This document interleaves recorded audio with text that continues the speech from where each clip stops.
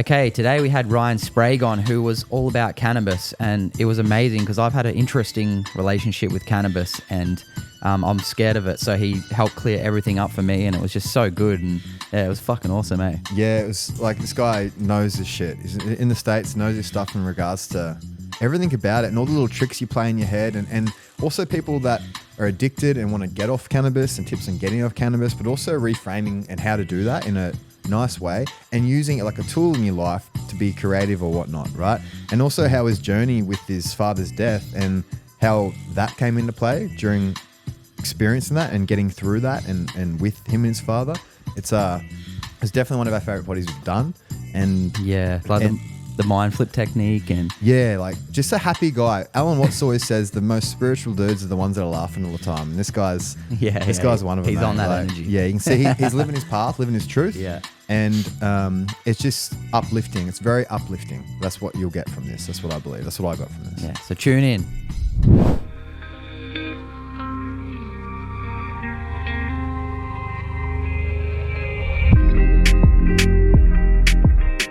All right, guys, welcome back to the Corrective Culture podcast. Today we have Ryan Sprague. Welcome to the show, brother.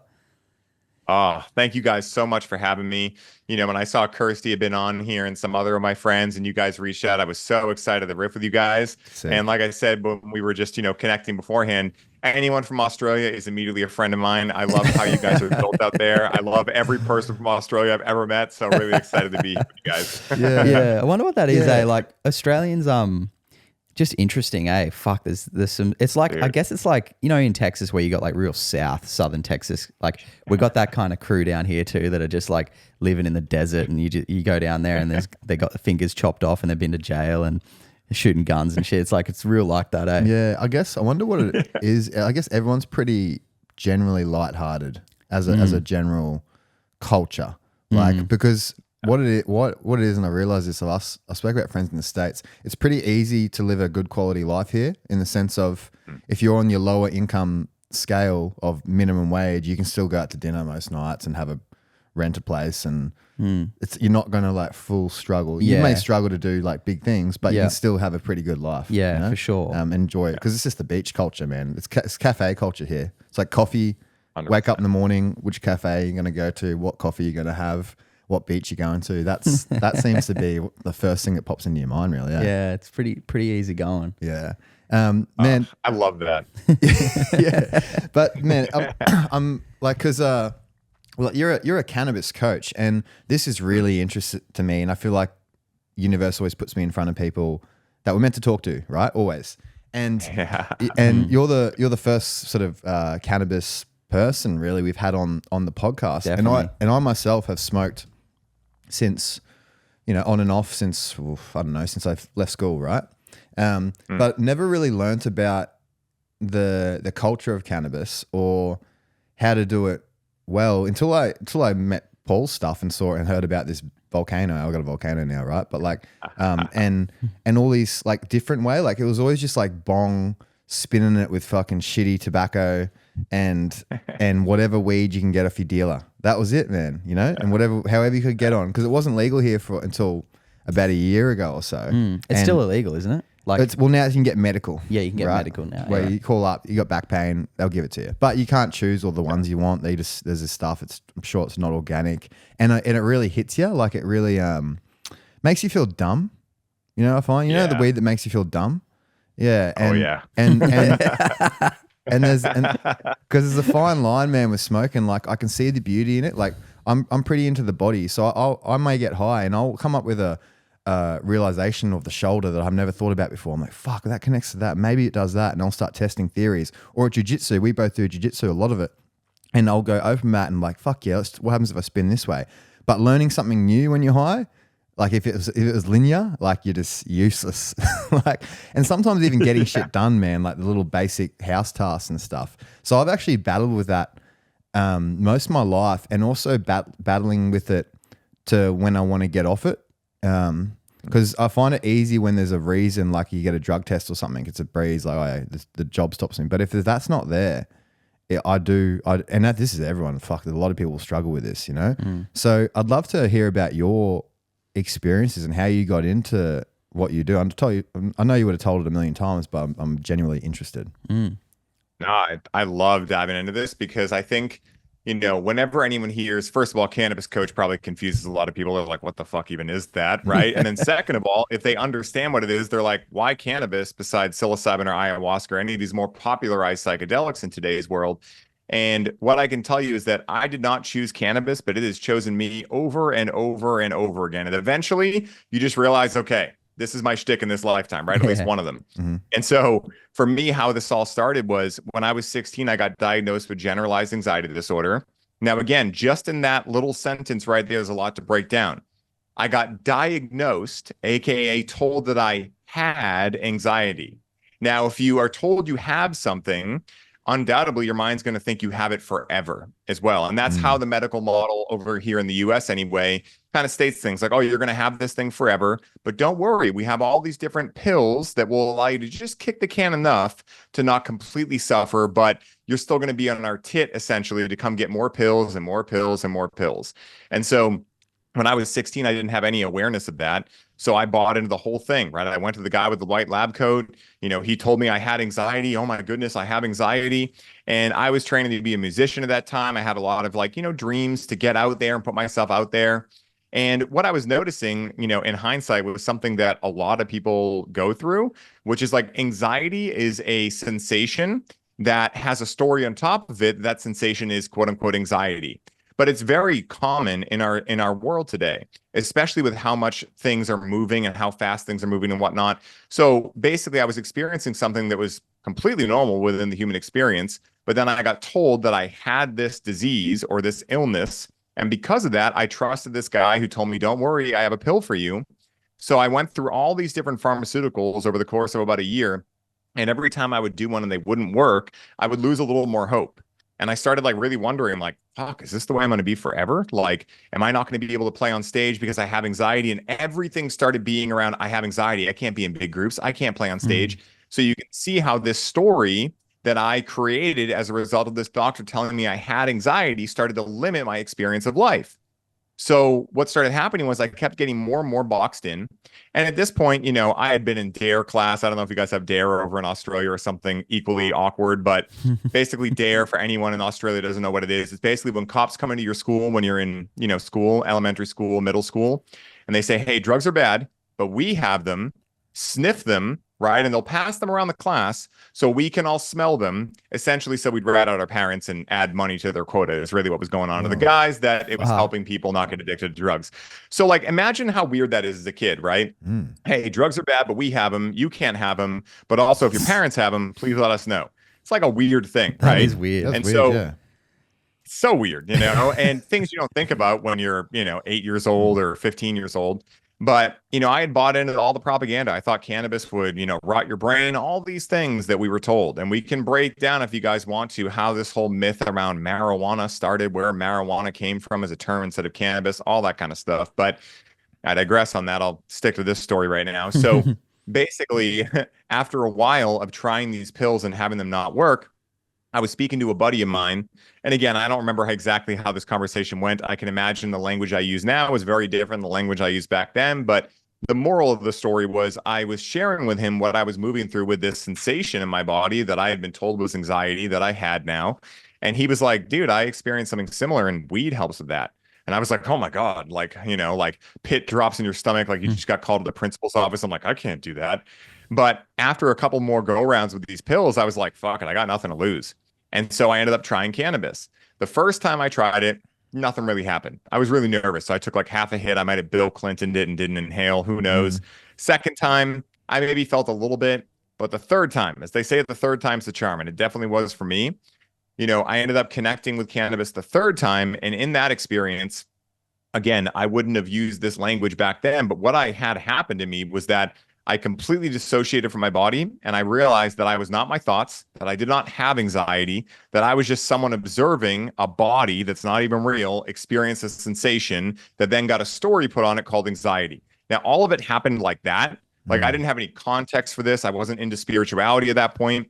But after that point, I knew that something had shifted. And so I was like, well, that worked really well. Let's keep going. And so what started as a, once a month type thing or once a week if I was feeling anxious turned into a couple times a week, every night, throughout the day, all the time type thing. And, again, like the people I was around at that time were also utilizing cannabis very often. So it seemed very normal for me. But what ended up happening was I made a grave mistake. And that mistake, and maybe some of your listeners have made this mistake too, maybe you guys as well, right? It happens to a lot of us because none of us ever got the user manual for cannabis. We've had to keep it in hiding and secret. So it's no wonder why we're all winging it at best here and just trying to figure things out as we go. But basically what happened was I mistakenly thought that cannabis was what was making me feel better, rather than what cannabis was really doing, which was allowing my brain waves to shift from beta into alpha and theta. And once I got out of the ego, all my problems went away because the problems were the viruses that the ego had created, these stories, these belief systems, etc. So I didn't have any of that context. So all I knew was I don't feel good. I connect with cannabis. I feel better. Better do that all the time. So that's what happened because I had no context for any of this. So a couple of years later, I get into college rather, and I start studying psychology because I was fascinated with the mind. But real quickly, I realized I'm like, I'm not really a guy that wears khakis often. So what is this going to do? Like, what am I going to do with this degree? And so a couple of years into that, I went to the Boston Freedom Rally, which before cannabis was legalized here was a much bigger deal. But basically, everyone comes down to the green in Boston Common, and we all light up cannabis. And as long as I'm not doing anything that stupid, the cops don't bother you. So I go there one year, and I walk out of the subway tunnel, and I hear a guy yelling, "Who wants to make butter with me?" So I walk over to his little canopy, and he gives me this pamphlet for a basic 8-week semester at this brand new cannabis school opening up near my house. Now, at this time, this was 2011. So cannabis wasn't even medically legalized here. And the only real industry for cannabis in America was California. And even then, people were getting raided all the time. But there was one school in existence called Oaksterdam, and it was in California. So I always thought if I want to be in cannabis, I got to go to California and risk getting arrested and all this stuff. All of a sudden, a cannabis school opens up in Boston, Massachusetts. I'm like, that's the weirdest place for this to happen. Maybe Alabama would be the only weirder place. But again, it was like a kind of that first fuck yes I felt from my heart that was like, I'm doing this. So I went home and I told my dad, because my dad and we had bonded around cannabis because when I was 18, I went through my first mortality crisis where I ended up waking up one day and peeing blood. I had no idea why. So my dad rushes me to the hospital. On the way, he's like, "Son, I got to know, you doing drugs?" I'm like, "No, but I am connecting with a lot of cannabis." And I may have chose different words at that point. But basically, when I went to the hospital with him, I showed him a lot of the research I'd been doing. And to my dad's credit, he didn't have any cognitive dissonance. He was like, "Whoa, I guess I didn't know what I didn't know. If this is helping you, great." So I go home after finding out about this school and I ask him, "Dad, can you help me with tuition?" And he's like, "Yeah, I'll do one better. I'll go with you." Because my dad wasn't a cannabis user, but he was always fascinated at what I was doing. He would take me to metal shows when I was a kid and things. It must have been so awkward for him. What a good man, dude. That's sick. He was great, man. He was great. One time, I'll tell you a funny story real quick. One time I went to a metal show and he hung out in the parking lot. And by the time I got out, I was like, "Hey, Dad, how'd you do?" He's like, "Well, I went to this bar. I watched this game. I came back. My car was dead. I had to wait for the tow man. I got the car jumped. I had a great conversation with him. He went on this whole adventure when I was in this metal show." So that's who my dad was, you know? And so when I tell him about this school and we start going together, he basically asks me, he's like, "Hey, are you really fired up about this?" And I'm like, "Yeah." And he's like, "Well, if you're really serious about this, be the first one in every day and the last one out. Help them with anything they want." So very quickly, I ended up interning for them. I ended up working for them. And through that time, a lot of what I was doing was helping them support cancer patients in treating and curing their cancer with cannabis. And this is one of those things that can trigger a lot of people. Oh God, here you go, saying cannabis is a panacea. But I'm not saying that. Then what I am saying is that there is actual research on PubMed now, which I'm so grateful for, that shows that THC kills cancer cells, CBD inhibits the growth of cancer cells, and who knows what all the other components and compounds are doing within the plant. But I was seeing this with my own two eyes, and it felt unbelievable to me too, but here I was seeing it. And to be completely honest, I'm not saying that you can live a terrible lifestyle and just cannabis will save the day. These people were also going through coaching, therapy. They were switching their diet up, and they were including cannabis into this regimen instead of doing chemo and radiation and the typical, methods to treat cancer. And they were going into remission very quickly. And so I was working with a lot of these people and seeing firsthand the real power of cannabis. But I actually hadn't seen any of it yet because I thought that was great. But what happened a couple of years later is really where this whole story of what I'm doing now really begins. So a couple of years after that, I go to my first music festival and I do MDMA for the first time. And when I'm in the crowd experiencing this for the first time, I had researched and seen it was a heart opener. I was like, I don't know what that means, but I guess I'll figure that out.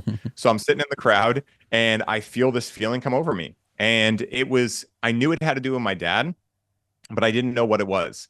And so my logic and intuition were kind of fighting each other. My intuition was just showing me a feeling, and it was a knowing that it was about my dad. My logical mind was like, well, you're in Las Vegas. Your dad likes gambling. You're going to steakhouses. You and your dad go to steakhouses. You probably just miss your dad. So I just kind of wrote it off. And when I got home, my dad informed me that he'd recently gone to the doctor for some lung pain and had found out that he had stage 4 terminal cancer. And so I didn't know how to handle that when he told me. He didn't know how to handle it when he was telling me. We were cleaning the pool and he was like, yeah, so I have terminal cancer. Anyway, let's finish this pool. And that was really how the conversation went. So after a couple of weeks, he chose not to do chemo and radiation because he had seen what it did to other family members. And even though he had not tried cannabis yet, I convinced him after a while. I was like, listen, Dad, you're experiencing some pretty severe pain here. Why don't we take the last harvest that we grew together? Because he had bought me a grow kit and invested in me to start growing cannabis. It was like, why don't we take this last harvest and turn it into RSO, aka Rick Simpson oil? And for anyone looking into cancer treatment and things like that, look up Rick Simpson's organization, Phoenix Tears, for a plethora of different research and testimonials and things of that nature. But basically, this is the compound or the extract that people are utilizing for cancer treatment. Very easy to make. So we ended up making it. And this is like a guy that never has connected with cannabis. And now I'm giving him the strongest form of cannabis on planet Earth. So I would sit with him during these experiences. And what I thought I was sitting with him for is to help him to the bathroom, answer any questions he had. But what really happened through that experience is that a whole different side of my dad came out that I had never met before. A much more vulnerable side, a much more infinite side, a side that was aware that he was an infinite being. And we got to have so many amazing conversations during that time. I got to watch him have closure with his grandchildren, with his other children, with my mother, and with me, and most importantly, his own mortality. And he was diagnosed July 9, 2014, and he was given until Halloween at best. Now, he didn't tell me that at the time. I found out after. But he was given until Halloween. He had small cell carcinoma. It was all throughout his body, very aggressive. So as he was getting his scans back after starting RSO, his tumors had slowed their growth every single time about 75%. And so they were still there. They were still growing because he was still smoking cigarettes and drinking Coca-Cola and all the things that he shouldn't have been doing. But it was helping him quite a bit. And what ended up happening was he ended up surviving all the way until the following June. So almost a year past his original diagnosis date. And I don't know if I would have had that time had it not been for cannabis. I can't go back and try it again and try it a different way. But after that, my life changed forever. And I felt a fire really ignite within me because I was like, listen, whatever I just experienced with cannabis is way more than how much THC does it have and how fucked up can you get from it, which is like the typical culture of cannabis these days is just like using it like alcohol or anything else. And so I ended up working at a dispensary after that for 5 years with over 5,000 medical patients, helping them with a range of different challenges. And what I noticed there was, because I've been a long student of Paul Chek and these kind of things, and I've been, into holistic health, people would come in and they'd start saying, oh, I'm buying this weed, but it's not working anymore. And I would just start asking them like, oh, how's your water intake? How are you sleeping? And I would just start asking them these questions. And as I started to support them in these things, they'd start coming in and saying, wow, that cannabis now works again. Oh my God, I'm getting way higher. Oh my God, I'm sleeping better. And I'm like, that's interesting. And so on year 5, when I was at this dispensary, a corporation bought them out. And so what was originally like kind of my escape from the normal world, right? I've never wanted to be in anything corporate, now became my prison in a way. And I played the victim hard, guys, like so hard. Like, why are they doing this to me? Oh my God, they messed up a good thing. But honestly, I am eternally grateful for them because I can stay in situations a lot longer than I should. I have a lot of like risk tolerance, I guess you could say, for uncomfortable feelings. And that can come back to really bite me in the ass. So if they hadn't triggered literally me so much and done everything wrong at this company, everything that I had loved, they took away, everything like that, I wouldn't have had the balls to actually make a change. And so I'm really serious when I say I'm eternally grateful for them doing that, because I ended up going out to MJ BizCon out in Vegas with Rachel, my partner, and a couple other buddies. And we went out there to find our own investors and bring love-grown cannabis to the world. Well, when I went out there, I actually walked into the belly of the beast. It was just all corporate individuals. And again, no judgment, but just not the droids I was looking for, right? That's the Star Wars reference. Yeah. And so what ended up happening was on the last night there, I look at Rachel and I'm like, babe, what do you want to do? It's our last night here. Like, you know, do you want to like get an early night in? Do you want to figure out a plan for when we get home, what we're going to do with this job? And she looks right at me and she's like, do you want to take some Molly and hit a strip club? I'm like, okay, fucking sick. Best girlfriend ever award, Alex, for 500, please. So we end up going. And what I want to kind of like, you know, lay out here is that I went out there with a lot of expectations. At this point, I let go of all the expectations. I thought I was just going out for a fun night. I had never been to a strip club. She'd never been to one. So we were like innocently just like, I don't know what to expect other than like what the, you know, emphasis on a strip club is.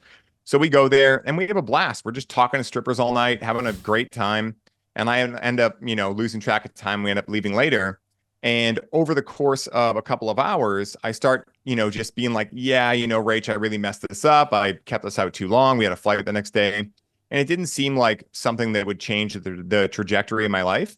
But what I did there was I actually took accountability and ownership over me foobarring a situation. And I chose to not avoid uncomfortable feelings anymore. And something woke up in me when that happened. And on the plane ride home, I started communicating with my soul and asking, like, what is going on here? My soul was like, brother, you're feeling emotions, man. And I was like, no, I feel emotions. And my soul was like, yeah, you feel the good ones, but what about the bad ones, right? Bad in quotations. And I was like, oh, shit. And so then I asked, how is this happening? And my soul was like, well, you're numbing yourself out with a lot of cannabis all the time. And also cycles of busyness and go, go, go, and all these different things. So I was like, oh my God, cannabis did this to me, right? Victim mentality thought once again. So I get home and I decide to take a cold turkey break for the first time in 10 plus years. I take 6 weeks off. And after 6 weeks, my second idea hits me, which was, wait a minute, this plant never held a gun in my head. It never forced me to connect with it. These are my actions that I have to take responsibility of. That was the second thing. After another 6 weeks, I decided, well, if cannabis was never my problem, it was these feelings of discomfort that I wasn't really tuning into and feeling through. Now that I felt through them, I should be able to go back to cannabis if my theory is accurate and not fall into the same quote unquote addiction that I did before. Well, lo and behold, I set a schedule for myself, only connect on weekends. All weekdays, what I would do is I would pile up all the triggers and uncomfortable things that would happen. And then on the weekend, I chose to create an intention and go directly into those things with cannabis. So instead of avoiding them and tuning out, I was now tuning in. And what I found during that time was that a shit ton of stuff happened. All of a sudden, it went from me hanging out, not really doing much, to having programs that Paul Check was inviting me on his podcast to talk about. Then I got connected to Aubrey Marcus. I got connected to Josh Trent, Luke Story, Sugar Sean O'Malley, and my life just blew into different proportions than it was in before. And all of that was because I was now utilizing cannabis correctly. I was using it to really tune into the distortions that were in my being, allow them to release so I could come back to my wholeness. And so throughout that journey, I realized that, you know, cannabis is a psychedelic medicine. It is here to support us, but it's not its role or responsibility to make up for a lack of effort, a lack of intention, and a lack of awareness around what this plant really is for us. And so that's when I started creating all these programs and really showing people the long lost user manual of cannabis. And that's really how I got to here. Right, we're here with you guys today. So really excited to share that story with you guys. Dude, it's a that fun was one. powerful, man. That is so powerful. I feel like in I don't even know how long that was, but yeah, in 20 minutes you summed up. Yeah, that's just so deep, man. It goes so deep, and it makes it seem so what it's meant for. You know, like I see it as a plant that is a guide. And for me, I'll delve into it later, but I've had a weird relationship with it. I'm actually really scared of smoking it because I smoked fucking 12 cannies when I was like out of a Coca-Cola aluminium thing, just put it on there and I was just like, nothing's hitting me. And then I just was like in a bedroom after that, looking around the whole room like, whoa. And then like went and like masturbated in a room like fucking, I was like, I'm feeling all these things, man. I don't know what to do. That's why the aluminium was high in your blood test. Dude, It's like we all got a lot of heavy metals done, and I feel like mine's high from the cone piece, and I had like nickel and fucking arsenic and lead, and he had none of them. His was just aluminium. Just aluminium. I got an aluminium brain from the cannies when I was 12. Yeah. Oh, that's so good. Yeah. Man, back when with your father and using cannabis around the time that he was passing, how did that like for me, what it can do is it can raise my anxiety sometimes. And I wouldn't say I'm an anxious person either. I wouldn't, and it's not to a crippling level, you know, it's like, but I'm aware of it. I can feel, oh, okay, like I was here, now I have more of an anxious feeling because I just smoked. And I put myself in your situation thinking about, okay, if my father's going through that and I smoke, it could be easy to go down, fuck, you know, like he's going to pass and that sort of rabbit hole. How was your experience with it, you personally, not so much his experience with it, if you know what I mean, while going through that? 100%. Yeah, this is a great question. I've actually never got asked this before. So kudos to you guys for asking a question I haven't been asked around Good cannabis. question. But yeah, you know, when it comes to anxiety and paranoia, there's something we must understand about cannabis. So there's actually a couple facets we must understand. Number one, on like a purely physical level, cannabis will produce, or THC more specifically, will produce a sympathetic nervous system onset, right? Like sympathetic nervous system kind of like a response on onset. And so what that will do is create like tachycardia, raised heart rate, things like that. Very normal. But the thing is that today's world is so like today's world of cannabis, everyone thinks that the best way to get the best deal on cannabis is to get the highest THC. And THC, like there is an argument for THC. Like if you have chronic pain or you're dealing with cancer or something of that nature, like, yeah, you do want a higher THC because it helps you dissociate from that pain, which is one of the ways cannabis mitigates pain and things like that. But for a lot of us, it's kind of like, you know, put it this way, right? Like we all understand alcohol, right? Like I don't utilize alcohol in my life, but I don't think it's good or bad or whatever. It's just a thing. But like, you know, if we're going to the liquor store, do we always buy moonshine or do we always buy 151 even though it's there? No. Why? Well, because we want to drink some beers and hang out, you know, and just chill around a fire.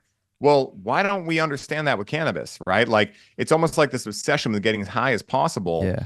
And what happens with as a result is think about the modern day world. We're more stimulated than ever already. So most of our nervous systems are already at like a peak level. Then you introduce a lot of THC, which makes your nervous system go even higher. And now you're triggering fight or flight. So of course you're going to feel that feeling that you associate with the story that is called anxiety. The other thing here too is that cannabis allows your vibration to rise. And what happens when that occurs is that anything that is lower, denser, etc., will come up to be dealt with and released and transmuted and transcended. So if you have any unconscious patterns around anxiety, paranoia, any things you've been thinking about, maybe you have a big business opportunity, maybe you're going to have to pay more in taxes than you thought you were going to pay, any of these things that don't seem like a lot when you're in your sober state, but they kind of pile into your unconscious, cannabis will bring those things out in a way to really allow you to transmute them and move through them. But the challenge is that we've never learned cannabis works this way. So we can't contextualize that as making sense or being normal within the experience. What I find is that when people just understand that when you have anxiety or paranoia or you experience those sensations and those stories when you're interacting with cannabis, that it's actually very normal. A lot of the fear, a lot of the uncomfortability goes down because now you can go, oh, there's that thing that Ryan talked about where my heart rate increases. And of course, yeah, I'd be thinking a little more about anxious thoughts and things like that because my vibration's running higher. It's trying to purge everything from the lower centers of my chakras. You know, it all makes more sense then. But if you don't have that context and then you connect with cannabis and that happens, of course it's scary, right? You don't know if that's normal or not. And that's where most of us are at. So for me, when I understood those things and I'd already gone through like having that experience of I'm not anxiety, you know, I'm just experiencing a sensation, then what I realized is that cannabis and psilocybin during that time, because I did connect with quite a bit of psilocybin during my dad's diagnosis, you know, for me, it was like, I would rather face this right now because I watched other family members in my family. You know, my mother, for instance, you know, she's had really near and dear loved ones that have passed away, her sister, her mother, etc. And I watched how it just stopped her right in her tracks. So she never got over those things. And so I saw that and I was like, listen, my dad's going to die. Like, I'm not going to be able to save him. So I have one of two options. Either I can move through whatever is going to go through me right now, and I can see this happening for me, and then I can go on podcasts like this and keep his name alive and allow it to inspire other people, or I can just let it stop me and halt me in life. And I always do my best to choose love rather than fear, because at the end of the day, love is all there is. like the Beatles say, love is all there is. Fear is just the absence of what really is, which is love. And so I knew that coming from that point and knowing that, of course, I was safe, I was at home, I had the space to be able to handle what came up. I also knew that I wanted to handle what came up with my dad because he was still alive at that time and I could still converse with him. And we had some great cry sessions together. My humanness misses my father being able to go to car shows with me and breakfast and all the rituals we did. But my infinite self knows he's probably right here, right now, just patting me on the back and excited for what I'm doing and grateful that his experience could inspire me to light up the world in a new way. And so that's how I, created a mindset shift during that time to allow me to be able to move through that and know that whatever came up was perfect and it was divine and it was meant to be felt. And as long as I had faith and trust that everything was working out and everything was happening for me, not to me, everything would be fine. And as a result of that, abracadabra, that's what happened, because, when we choose to believe something, that architects our reality. And so because I was able to believe that, my reality architected around it. And I don't mean to make it seem like it was easy to watch my dad pass away or anything. It was definitely challenging. But at the same time, I could see it in the context of the movie playing out that is, Ryan's life. And so I knew well, we're just players in a movie here. And that's not to bypass the fact that my humanness, like I said, was really hurting over it. But I was like, you know what? I've seen a lot of movies where, someone close to someone passes away and it inspires them and they go on to do great things. And so I was like, what if I tune into that story instead of the other one? Because I had already seen what the other one led to and I didn't want those results. So I was like, well, why would I listen to that one? So that's how I moved through that. Man, that's amazing. Paul Check told a thing on Spirit Gym the other day about this dream he kept having with this huge snake that was like the size of the head was the size of a car and it was following him every night. And it was following me. It was running and he just having this reoccurring dream. And then one night his spirit said to him, turn and face it. And he was like, I can't turn and face it. It's way too scary. It's just this snake's going to engulf me. He's like, turn and face it. So he turned and faced it and he goes, now let it engulf you. And it just ate him up, fully ate him. And then he exploded through the head of the snake and rose above it. And he's like, it's such a metaphor for life. And my dad passed away a year ago, only a few days ago. Sorry to hear that. Yeah. And what I took from that story and what was really powerful for me is that's what I did. And it was the same thing you were explaining then, you don't want to really face it because it's so uncomfortable, man. But man, I feel and I'm not going to say I'm fully healed, but I can't cry anymore. I cried so much and I let everything out of my diaphragm and I dealt with it properly because my mum suffered a really horrible death from 12 to 18 of cancer as well. And I was just pushing it down, dude. I was just good. And then, of course, anxiety, depression, fight or flight, living sympathetic dominance comes up. And same thing, dude, anxiety pills, blah, blah, blah. But if you're always running and you're not turning around and looking at what it is, you're not facing it. You're right. Love is always the answer. You can turn around and you can face everything and go, nah, I'm not going to live in fear anymore. I'm going straight into it. Yeah. And I think that's the fucking... Well, that's what I see you when you said you looked at his body. Yeah. Because Jake mentioned how he wasn't going to look at the body, and a friend said, my experience was when I looked at the body, it helped me. In that situation, did you end up seeing the body and whatnot? And what was how was that for powerful, you? Yeah, Yeah, this is a great question too. I don't know if I've ever been asked this one too, but I'll tell you exactly how the night went that my dad passed. So he wanted to pass at home and, he had brain cancer. So things started getting a little weird at times for sure. Waking up with, burn holes in the couch, waking up with the stove on, things like that we basically became nocturnal, my mom and I, which wasn't that big of a stretch because we're pretty much nocturnal already. At least at that point in my life, I was. Years of playing video games late when I was a teenager definitely helped me out in those times of being able to push late nights. Fully. But, I was downstairs in the basement watering my plants. And we knew he was going soon, but it was kind of strange because my mom just came to the top of the stairs and she's like, hey, Ryan, I think your dad died. And I was like, okay, let me finish watering because I was just about done. And it was hard to get down to that basement. I couldn't stand up down there because it was so short. So I was like, all right, let me finish this. So I come upstairs. It's probably 1 a.m. And we just sit in the living room with him. He's gone.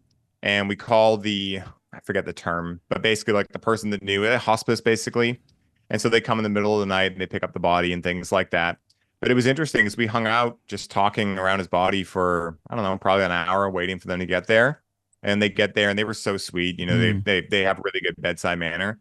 And I just remember feeling this doesn't feel that challenging to me, which was Yeah. weird, like you were Yeah. saying, man, because like I had seen how much this fucked up other people in my family, like how much death had just like put a stop to people's lives.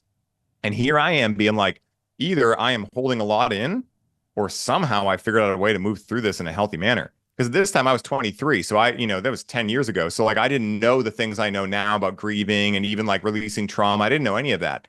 But all I had known was that I fucked around with a lot of psychedelics. I cried a lot during that time. I ended up reaching what I believed to be heaven a couple of times. And I ended up just like communing with my dad a lot with cannabis and just worked through a lot of like what was going to come up. And I created that closure while he was still alive. And, during that time too, I remember having a really profound realization that wouldn't make sense to me until years later. But like, of course, when you mess with psychedelics enough, you kind of start getting the hint that you're not the body's not real. This is a dream. It's an illusion. And that's not to bypass the fact that like right now we're having an experience that feels very real, et cetera. But, when I saw his body just sitting there, I was like, that's not my dad. Yeah. It was just this weird, profound realization of like, that's not my dad. Like that was never who my dad was, but I didn't really know what to make of it. Again, I just didn't know if like, not language I would have used then, but like, am I bypassing? Like, what am I doing? And, it was weird because like 5 days later, I went to a music festival that I had been planning for like a year called Electric Forest. And I remember going out there and there's a lot of my childhood friends going with me who knew my dad. My parents kind of took in all the kids from the neighborhood if they couldn't, a lot of my friends had like not the best parental, guidelines and whatnot.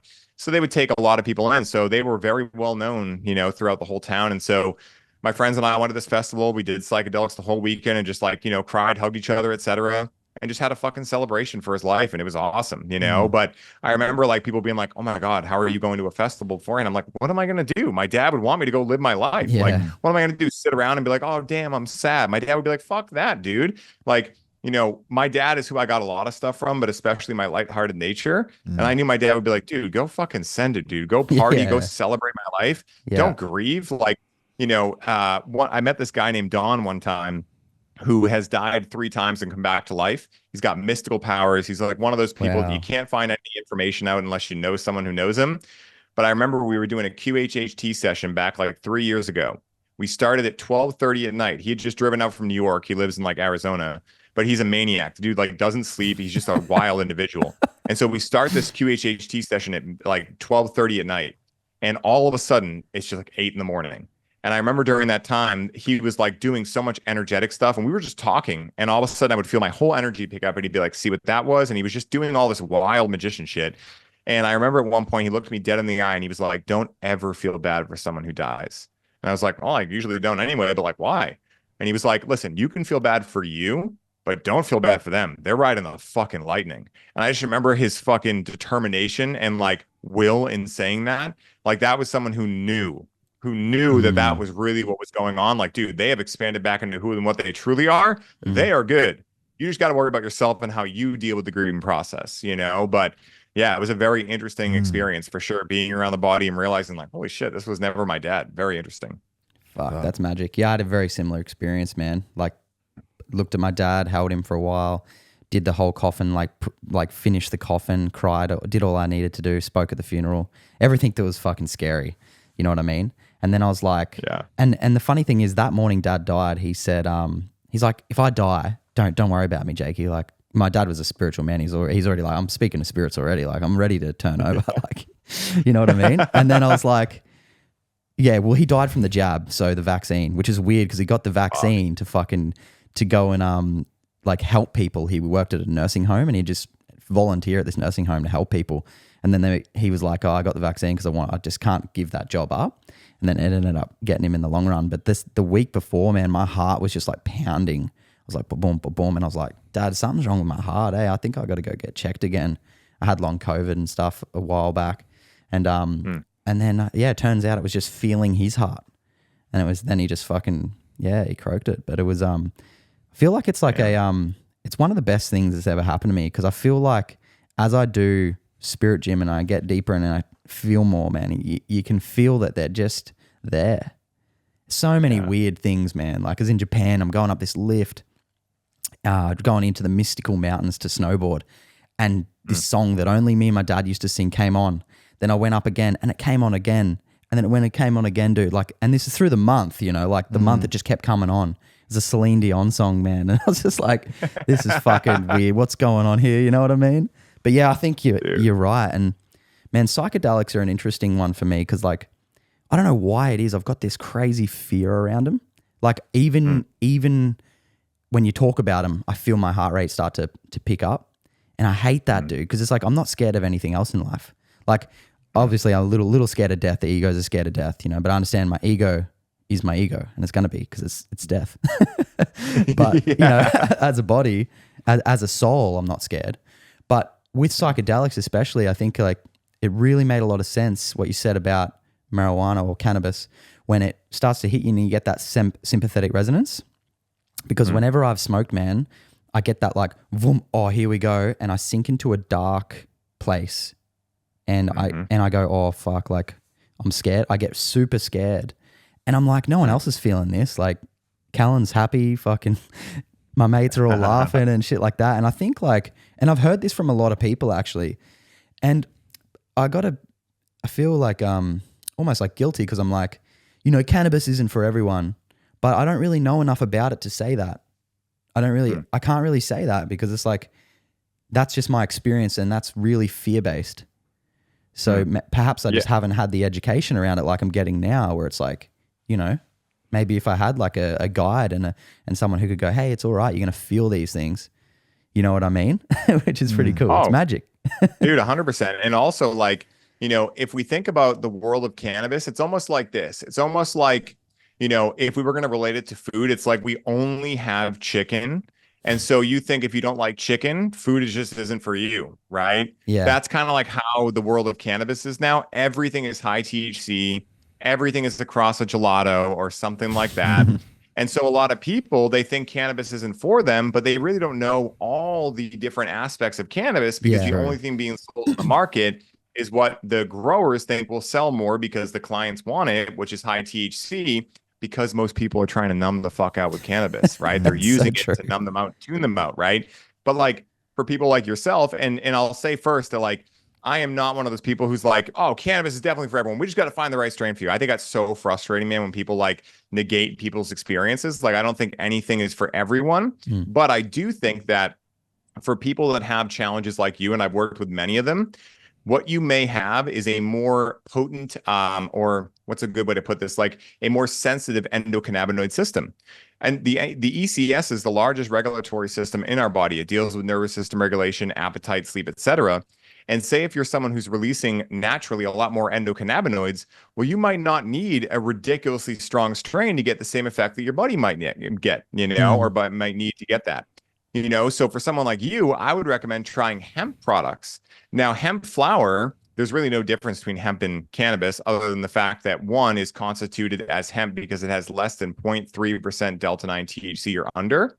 But again, like that's like a negligible amount of THC. So you'll be able to get a psychoactive effect, right? Maybe a little more sensation in the body, et cetera, but you're still completely sober. Yeah. And, cool. you know, again, you can take that in tincture form, things like that. Like there are people that, you know, do not like cannabis at all that love hemp products or juicing raw cannabis leaves. You know, I think that if we extrapolate it into all of that, I think cannabis could definitely be for everyone.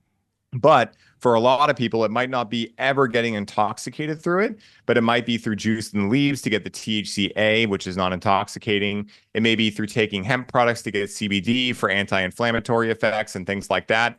So I think we've just yet to see kind of like the full cornucopia of what cannabis can be because we've been so focused on just like how fucked up can we get, you know? Yeah. And it's just silly, you know, because actually cannabis has lost a lot of its psychedelic properties since the modern hybridization started occurring in the 80s. People think because there's more THC than ever, the cannabis is stronger than ever. But that's just one metric, right? What about THCV? What about THCP? All these cannabinoids that are also intoxicating that have been bred out of the plant to breed in more delta-9 or THCA that turns into delta-9 THC. So I think that's the challenge we're dealing with right now. It's almost like you're like, hey, I want food. And they're like, chicken. That's it. You're like, well, I don't really like chicken. They're like, tough shit. I guess you don't like chicken. I guess you don't like food then, you know? Yeah. And that's what's occurring in the industry right now. For sure. It definitely feels like that, eh? Man, what's good cannabis for you? Like what do you, obviously I'm like it'd be like food, right? Like a rotation, like we rotate our meats and things like that, right? Yeah. But what's a nice, healthy, clean cannabis that you see that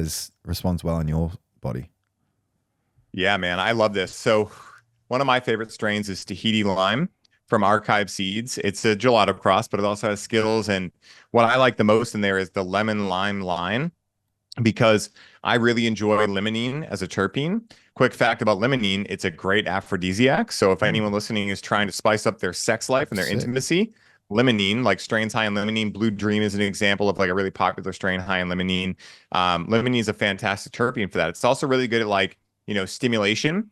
So like for me, I do mess with indicas as well, or strains that are classically called indica. Technically, there's no such thing as indica hybrid sativa, but that's another conversation for another day.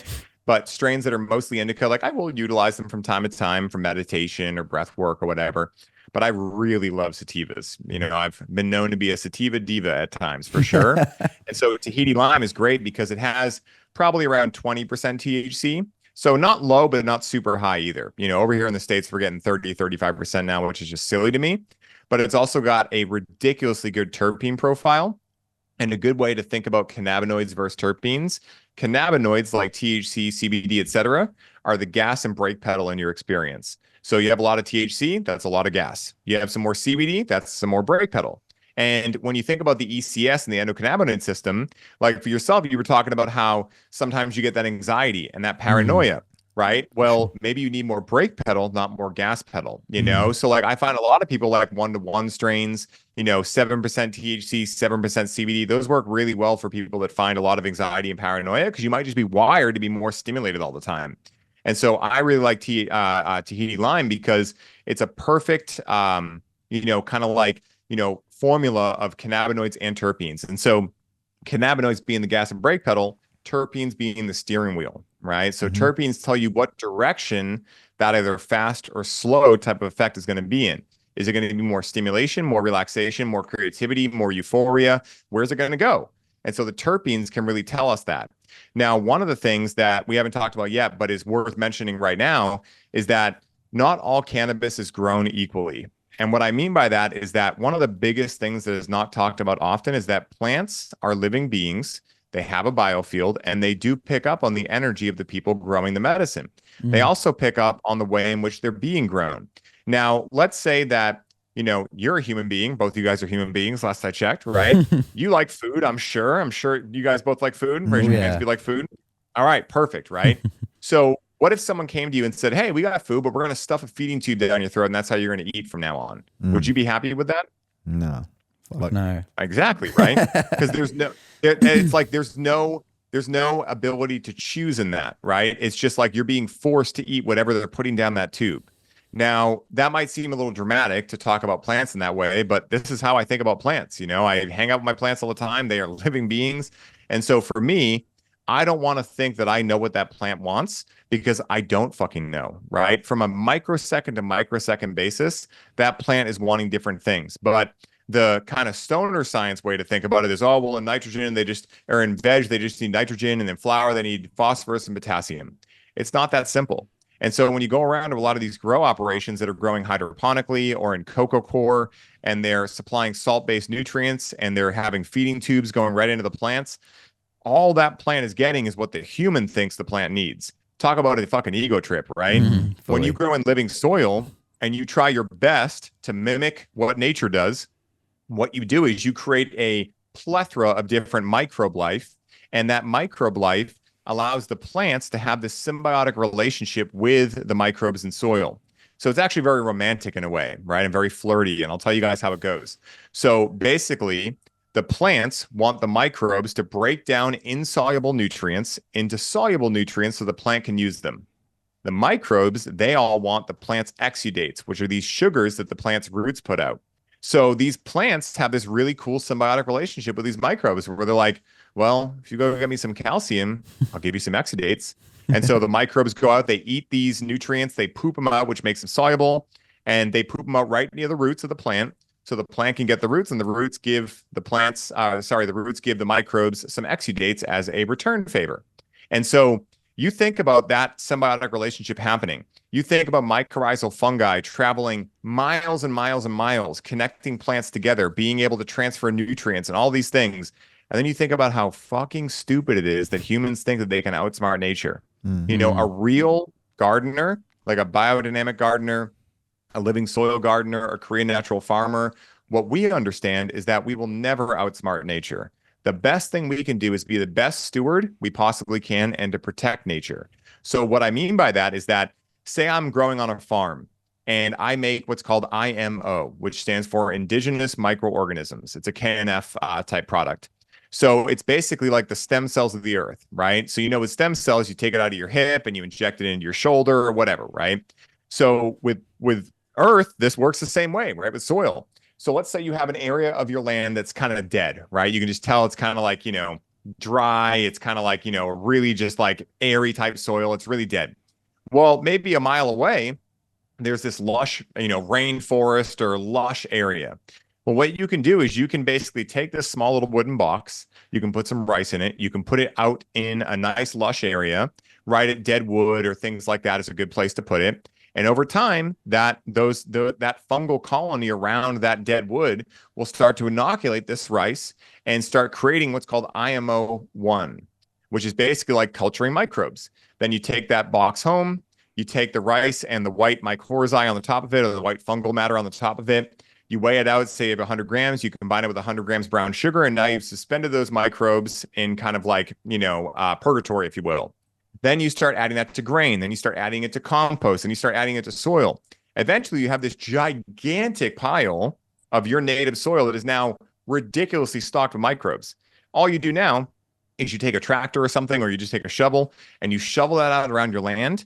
And the guy that brought KNF over to the States, he did this in Hawaii in lava fields and found that within 2 years, he could take a lava field, which nothing grows on, and turn it into ultimate amazing fresh soil that completely brought all the nature back. Wow. So when you think about that, think about how long that would have taken the earth to do.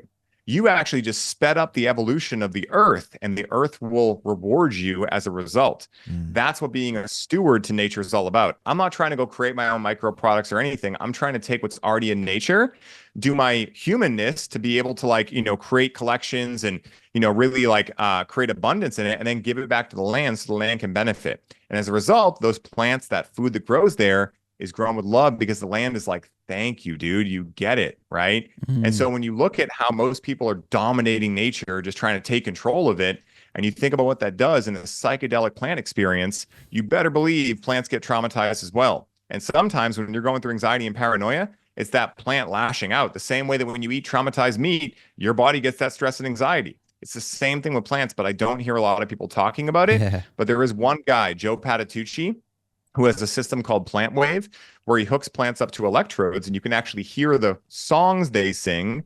When someone comes in projecting emotions of hate, they turn into a very minor key, the leaves get droopy, versus emotions of love, they get really upbeat and happy and start singing a tone in the major key. So this isn't just woo-woo, not that you guys would think this, but a lot of people hit me up and they're like, oh, there's no science on this. I'm like, no, there's actually plenty now.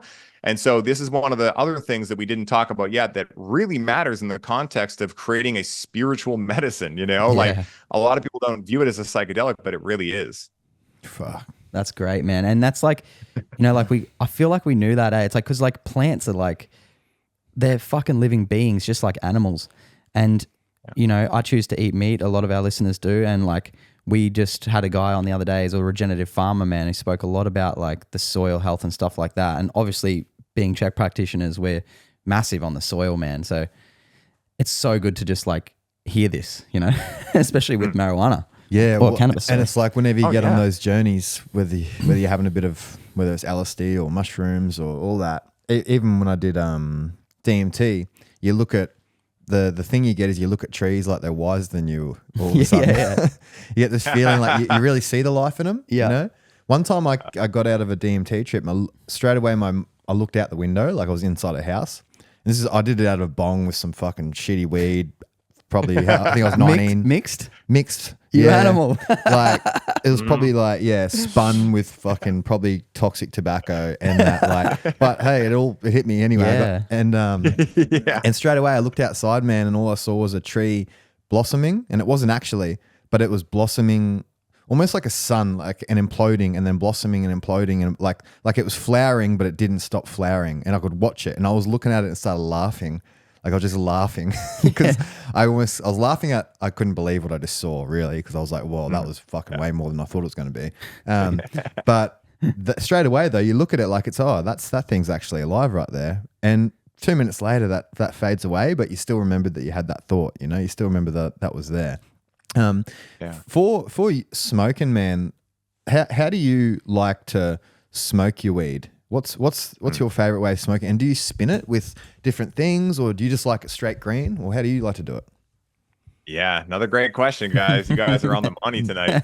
So for me, it's all vaporization. Like you'll see me hit this. Sometimes I put herbs in for like podcasts and whatnot. I'll use like grandfather spirit herbs like Paul does, or sometimes tobacco. Organic tobacco is really good because I try to stay away from most stimulants. But if I'm going to utilize a stimulant, I'd rather it be natural. So like nicotine from tobacco, great little boost, doesn't keep me up at night. Amazing, you know? And as long as you're getting organic tobacco, like for anyone listening who's like, he smokes tobacco, oh my God.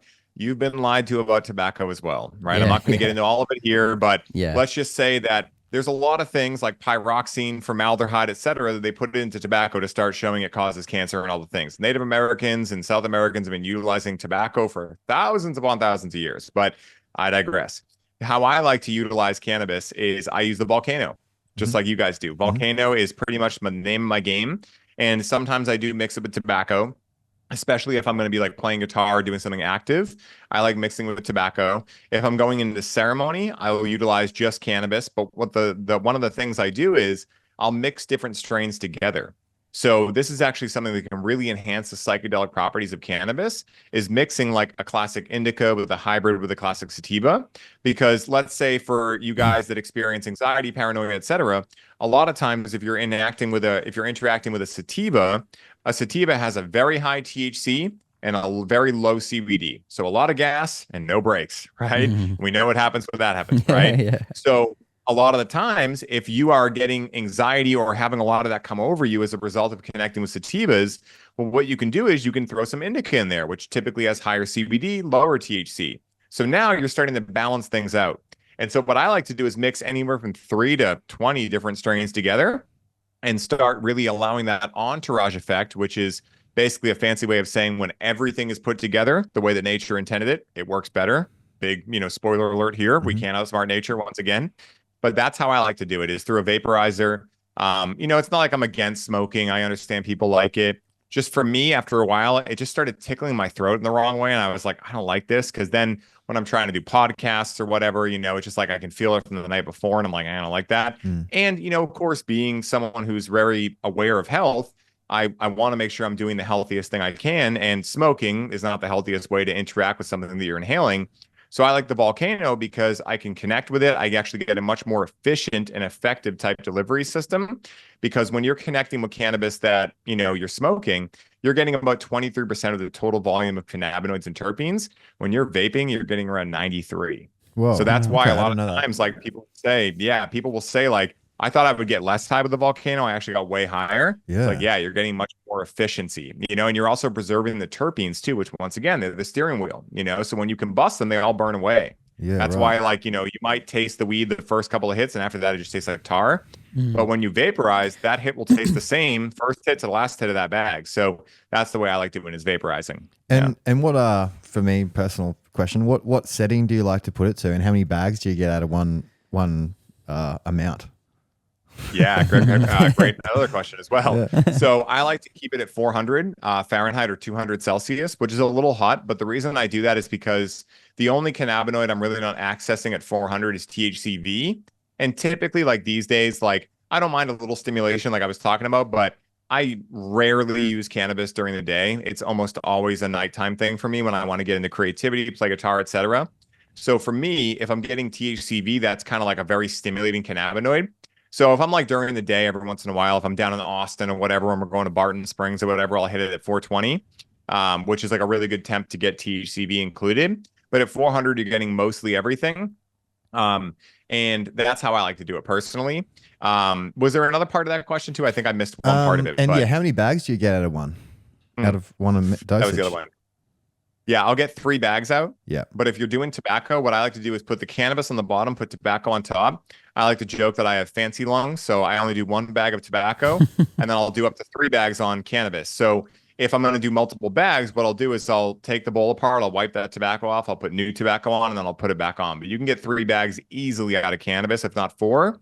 Fourth one's a little airy, but if you're balling on a budget and you need to like conserve money, you can definitely get 4 out of it for sure. Yeah, man. One time, I was at my friend's house and he had grandfather's spirit in there, and I noticed it made me really shaky, like, and actually anxious compared to other or even organic tobaccos. Do you reckon that's the high nicotine? Is it high in nicotine or something? Like I felt like almost like my words would stutter, which I've never had that, but it was always when I had this grandfather spirit. Was it a blend that had tobacco in it? Yeah, yeah. It was grandfather spirit, just the grandfather spirit and weed. Okay, gotcha. Because not all grandfather spirit has tobacco in it. There's a blend called the Soul Awakening blend. Okay. That I wonder if it was that one because it's got gochu cola and ginseng in there. Right. And I remember there was a time where I got that for the first time. I had a day off, so I was like, oh, let me just hit a bag of herbs in the morning. And I made that, and I was drinking a coffee when I did it, and it was like overload. I was like, oh my God, I did not expect that to do it because I've hit so many blends of herbs that are like nothing, you know? Yeah. That I was just like, yeah, I'm just going to pile it deep. And that one definitely gave me a nervous system onset of sympatheticness. Yeah. Okay. So, you know, that could have been what was happening, especially, especially if they had a blend like that was also mixed with tobacco, because nicotine is also a sympathetic nervous system agonist. Yeah. So if you have those two things mixed together, plus cannabis as well is a sympathetic nervous system agonist on onset. So you kind of had a triple threat there potentially as well. So that's probably what happened. Yeah. I had that yesterday, man. I had a bag. I was doing Spirit Gym and I had like 2 bags, and I often, because I smoke a bit more in my vaporizer when I'm on Spirit Gym, and I had like my third bag, dude, and I ran out of my bear blends at the moment, so I usually have my ceremonial herbs and they're on their way, but I ran out, and I had manuka honey, vanilla, and fucking chamomile mixed together, and like by the second bag, dude, I was like shaking, and I was like, dude, that's what I got. What the fuck is this? And I had to go lay down. Yeah, right. Yeah, I was like, okay, well, that's not good. I'm not doing that again. Yeah. And man, a question that I've always been curious about is, you know how when you get off weed, you start, well, I do, everyone generally starts dreaming way more. Like, you know how when you start, like, I wonder what it is, why your dreams, do your dreams go away when you're high? Yeah, to a certain degree. And I'll explain why. I actually got asked this question the other day, and I can give you a shamanistic answer. I can't give you a physical answer for this, or like a 3D plane answer. But when we talk about shamanism and plant medicine, there's a lot of talk around dietas, right? Which is Spanish for diet, but it's not just like abstaining from cannabis before you do ayahuasca. When people do ayahuasca, they kind of get a full dieta, right? Like they're not eating any animal products, not because they're bad, just because again, sometimes like the spirit of the plant can get messed up when you have other consciousness in you. So basically, like the reason for a dieta is not just a random rule book, right? Like, oh, you got to take a break this week or whatever. It's actually built in by design. So what shamanistic cultures understand is that when you're connecting with a lot of plant medicine, cannabis, psilocybin, ayahuasca, boga, etc., what you're doing is you're going into the subconscious and you're messing with a lot of stuff, right? You're starting to gain a lot of awareness. You're starting to like get a lot of ideas, a lot of new stuff coming out. Now, when you abstain from cannabis, ayahuasca, etc., and you go into sobriety, that's when your subconscious actually integrates and starts like kind of spilling all of its stuff and making sense out of this new landscape that's been created. And so it does that through dreaming, right? It does it through a couple different ways, but it does it primarily through dreaming. And so a lot of people hit me up and they're like, why is it so intense after? I'm like, well, because you were using a medicine that's really meant for shadow work. But again, we've never had the context for that. So what happens is people can't contextualize why they're having these intense dreams, and that's what makes them scary. So it's a very normal thing. What also happens too is that there is some evidence that cannabis kind of suppresses REM sleep, which is where a lot of dreams occur. That being said, there's new research coming out now that's not so objective in nature. It used to be like, oh, if you connect with a lot of cannabis, it will make you not dream.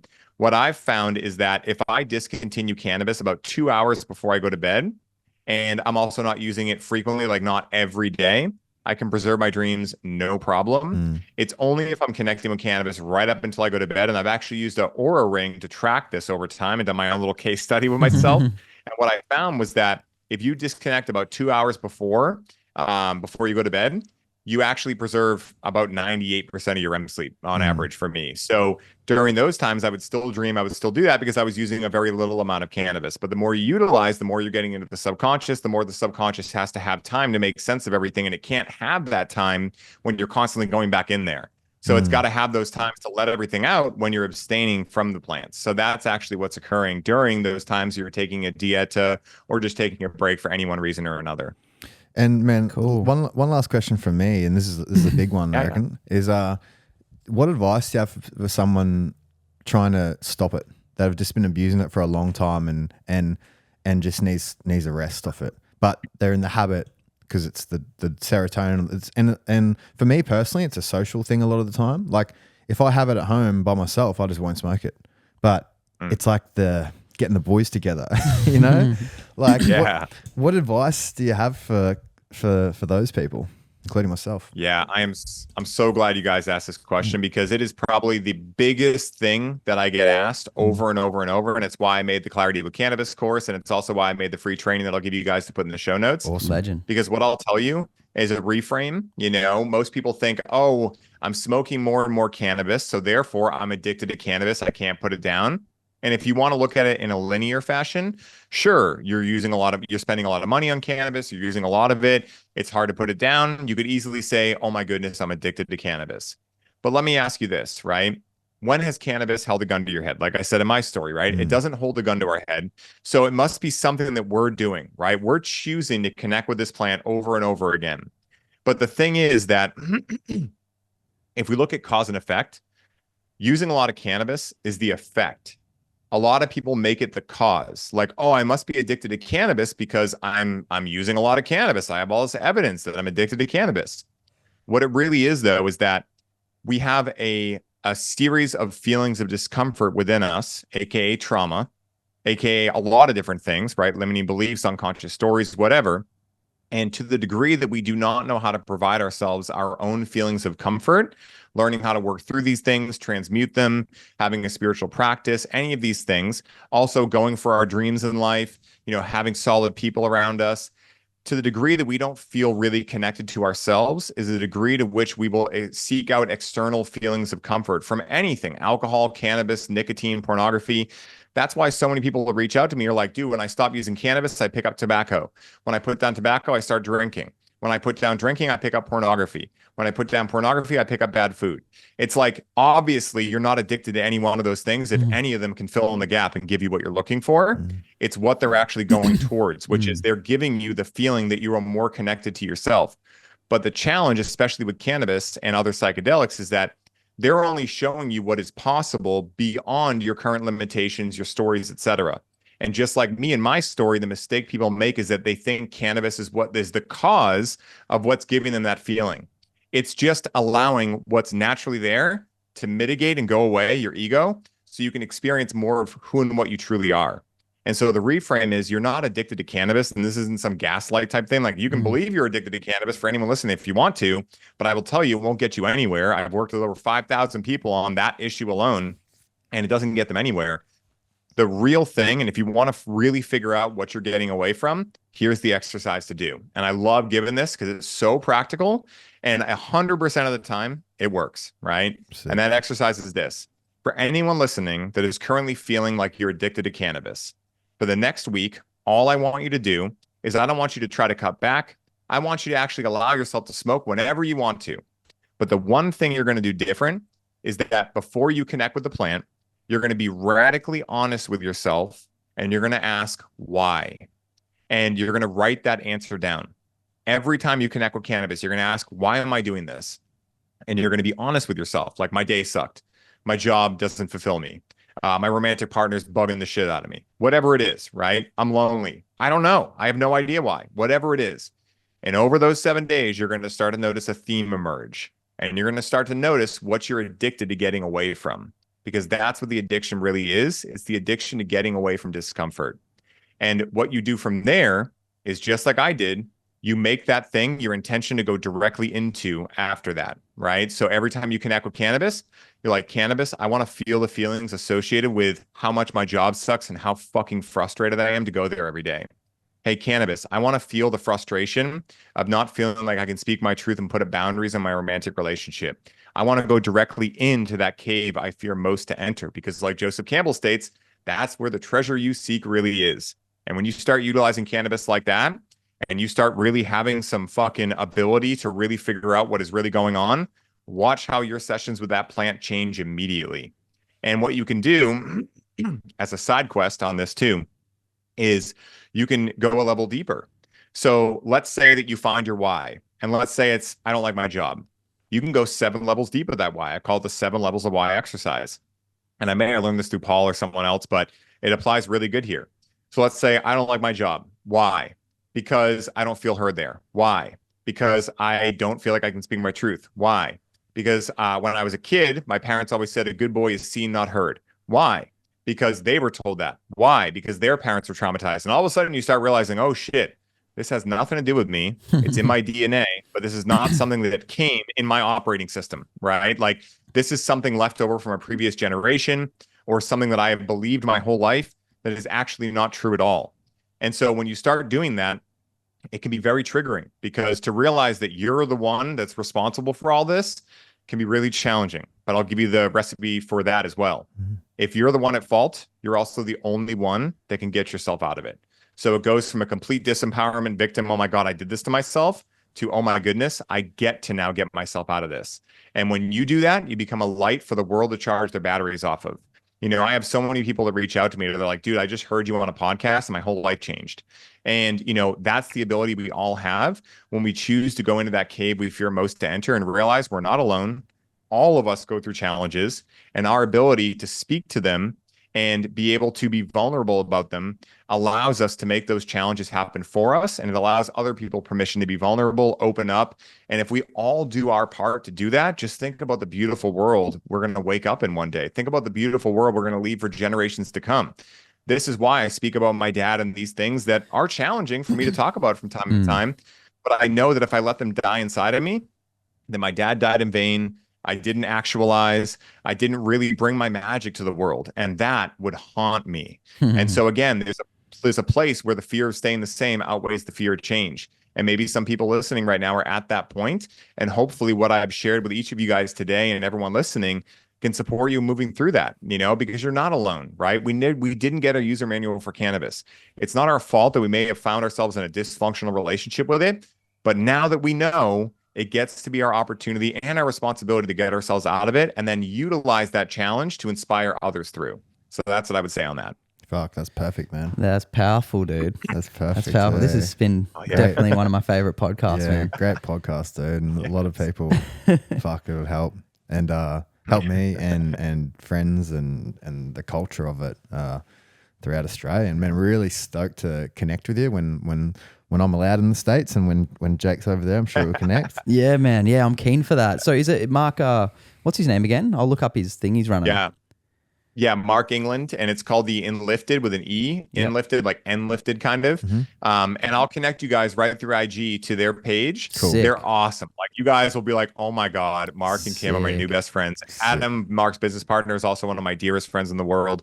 I was just down in Virginia at Mark's farm shooting fully automatic rifles and having a fucking blast for his birthday. I mean, he's an absolute assassin and a gangster, and he's incredible at coaching. Like he's the best coach I've ever met in my life. Wow. A lot of the modalities I utilize in my mastermind, the Conscious Cannabis Collective, and all throughout my courses are a lot of what I learned through him with language shifting and story work and things like that.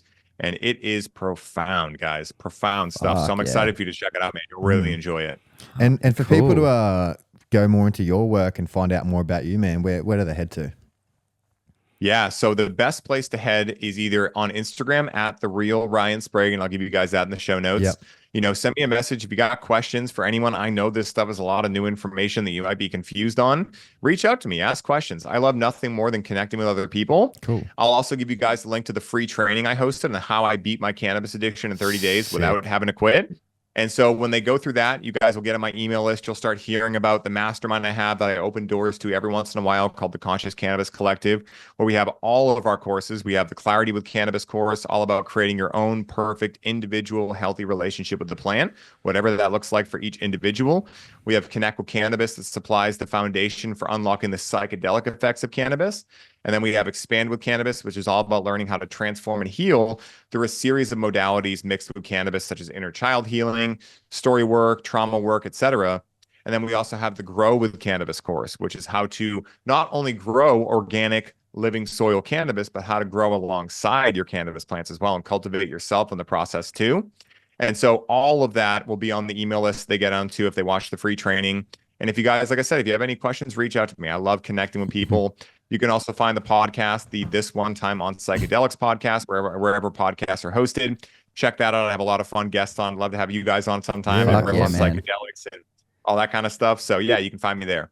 Yeah. Dude, what a offering to the world you're doing, man. Yeah. So sick. You're doing God's work, brother. It's Yeah. epic.